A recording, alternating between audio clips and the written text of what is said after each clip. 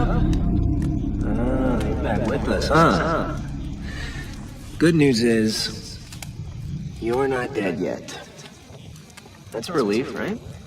Today, I submit that maybe modern zombie narratives have an enduring popularity with contemporary Western audiences because they're a clean expression of life under modern capitalism, where the audience view themselves as lone survivors fighting against a flesh-eating undead horde for their piece of the pie.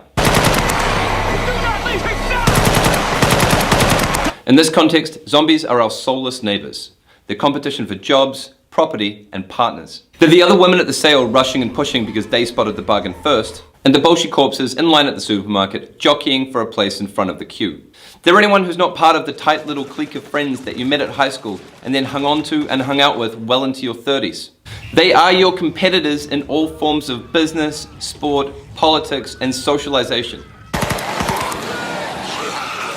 Zombies are simply an exaggeration of how anxious, competition-driven hyper-individuals view each other. Rotten, mindless, motivated by an insatiable and illogical greed and hunger. And they're contagious, so don't get too close. Zombies represent everybody else trying to succeed in life, but their success statistically means your failure, so it's best to pretend they're not even alive. Just stab them in the brain and move on. And when you do run into somebody who appears not to show the signs of being a skin-chewing drone of consumption, someone who seems to be missing a self-focused desire to cannibalize those around them, well, it's best to distrust them severely. Because if they're not trying to eat your throat in a world as crazy as this one, then something's out of sync. Something's broken. Something's come loose. I mean, what kind of psychopathic maniac would ever behave in a way that wasn't totally motivated by self-interest and a desire to get one over on the competition? What kind of lunatic would suggest something like sharing or working together? Only the kind of creep that will inevitably steal your screenplay and kill you in your sleep. You taste much better than we thought you would. And maybe that's why the anxious and the isolated and the competitively individualistic tune into the zombie narrative each week. Because we hate the neighbours that we've never spoken to.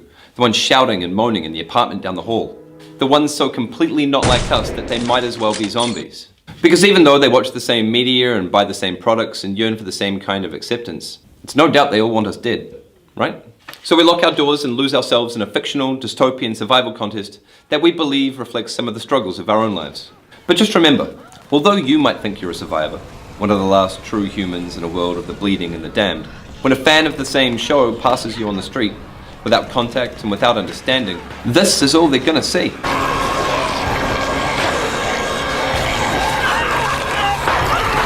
But this is just one theory. Shoppers consumed with the wheel turning on one another at this Walmart last